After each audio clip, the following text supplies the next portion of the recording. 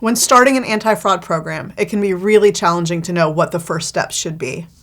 A risk assessment can really help you dive into the areas where you're most vulnerable to fraud and make sure you're getting the most bang for your buck with the things that you implement coming out of it. A risk assessment is an activity that involves looking across the organization and understanding what types of frauds might happen, how likely they are to happen, and how big they might be if they do happen.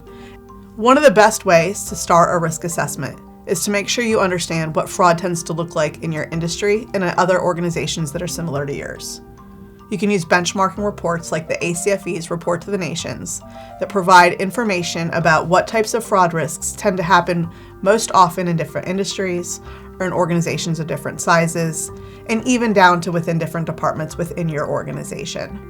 So using that as a benchmark to begin and say these are the hot spots that we need to make sure we're focusing on will really help ensure that you're spending your time, efforts, and resources most effectively when you are crafting your anti-fraud program.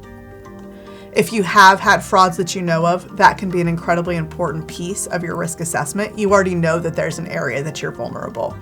But that doesn't mean that's the only area that you're vulnerable. And so that using those known risks, using places where you are concerned that people maybe aren't acting as ethically as in other parts of the organization, needs to be part of what you're feeding into this risk assessment process. So you're looking at what might happen in organizations in general, but then also really making sure you understand the environment of your organization in specific to craft what you think are those areas that you need to pay the most attention to. When you're trying to craft your anti-fraud program, and specifically when you're trying to figure out who's going to own that program and who has primary responsibility for it in the organization, there's a lot of factors that might come into play. The tone at the top is a very common phrase that you might hear when it comes to ethics, compliance, and fraud. And it obviously makes sense that the person at the very top or the people at the very top of the organization are leading the charge when it comes to your anti-fraud program. But they should not be the only one that's charged with responsibility. Those that have middle management experience, middle management roles, they also need to know that they are absolutely critical to protecting the organization from fraud, and they need to be having conversations regularly about what that looks like. So that includes making sure they are accountable for ensuring fraud does not happen underneath them. Baking in accountability for the anti-fraud program into their roles also ensures they're going to be less likely themselves to participate in potential fraudulent activity. So it really goes to say, like, that culture of vigilance has to be baked in, not only from the top, but in all that you're doing. Approaching business expansions, new business ideas, changes in operations, all through the lens of how do we do this ethically? How might this open up new opportunities for fraud? And who's going to be responsible to make sure that we're not creating new vulnerabilities? Those all have to be part of your anti-fraud program, or you might find yourself 2 years down the line with gaps you don't have today. As you're growing your anti-fraud program, you might find yourself at the point where you're ready to formalize it a little bit more.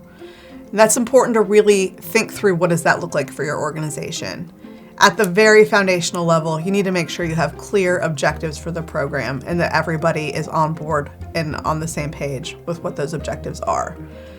Beyond that, you're going to need to craft policies and procedures that really drive your ability to meet those objectives. If you don't already have a code of conduct or a code of ethics, those are great places to start. A targeted anti-fraud policy can be a great addition to those.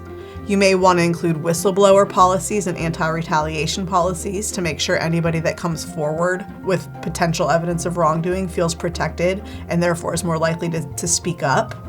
And then the procedures component, are we baking in a lot of the anti-fraud protections into people's job duties? Do our SOPs have our controls reflected in them? How does that show up in our day-to-day operations?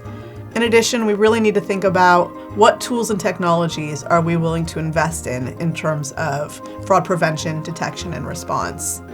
One of the tools that we hear used most often as part of anti-fraud programs is data analytics. And that's because it can be very powerful in uncovering red flags of potential fraud.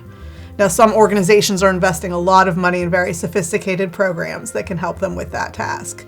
Others are simply using Excel and downloading data and looking for red flags that way.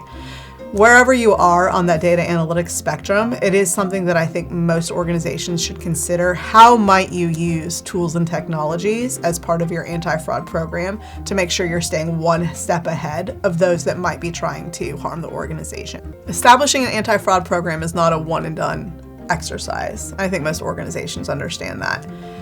The nature of fraud tends to change, the nature of your business operations tends to change, and as those things evolve, your fraud program needs to evolve as well.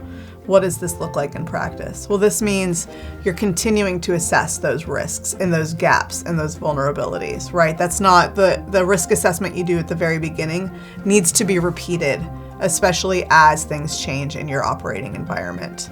It means bringing in feedback from stakeholders, from your employees, from vendors, from news articles, understanding that you may not have hit everything you needed to right out of the gate and that you need to evolve along with the fraud risk environment that you're operating in. Thanks again so much for joining us. For more information, including the report to the nation's benchmarking study I mentioned, tools and resources specific to conducting fraud risk assessments, sample policies, and so much more, visit us at acfe.com.